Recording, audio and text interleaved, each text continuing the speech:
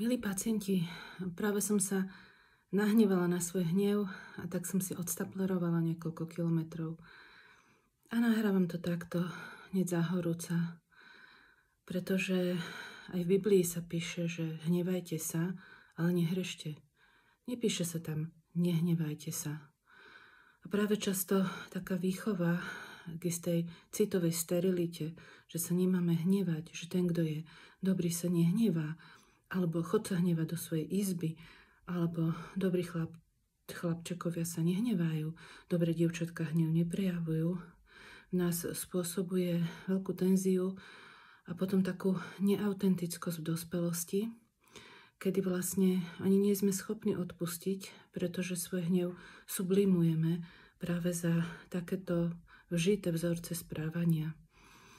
Dnes som mala pacientku, ktorá prežíva skutočnú krivdu. Dostala SMS-ku, ktorá je bolestivá. Stalo sa aj niečo, čo sa jej nemalo stať. A cíti sa previnilo, že sa hnevá. A ja som vnímala, že jej mám povedať, že ale hnevať sa môžete. Len majte tú tendenciu chcieť odpustiť. A toto nehovorím len z nejakého moralistického hľadiska. V psychológii je už dobre známe, že ak žijeme v zahorknutosti, ak prežívame taký koreň horkosti, neodpustenia, tak sa nám žije zle. Neznamená to však, že vieme odpustiť hneď a basta, že sa robia nejaké červené čiary. Aj s týmto som sa už stretla, že ľudia, ktorí boli vodcovia nejakých skupín, stávali také nesplniteľné hrádze pred ľudí a vravili, že treba urobiť červenú čiaru a už viac na to nemyslieť. Častokrát, keď sa nám stane krivda, je to v takej špirále. Spomenieme si, odpustíme. Spomenieme si, ideme na stapler a chceme odpustiť. A ten svoj hnev nemusíme niekde ukrývať. Hnev nie je negatívna emócia. Zotrvávanie v zahorknutosti je negatívne a robí nám to horký život. Ale hnev môžeme častokrát použiť aj na dobrú vec.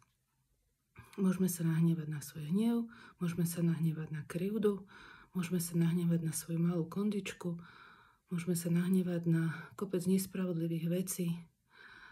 A tak, ako tej pacientke som vravela, nie je to vaša chyba, že sa hneváte. Je to vaša autentická, pravdivá emócia. Máte právo sa hnevať. Máte právo pociťovať to, čo pociťujete.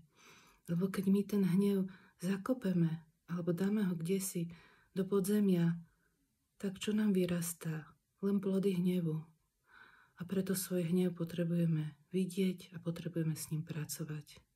Napríklad aj na stapleri. Tak zahorúca a hneď som vám to mala potrebu povedať. Hnevajme sa, ale chceme odpustiť.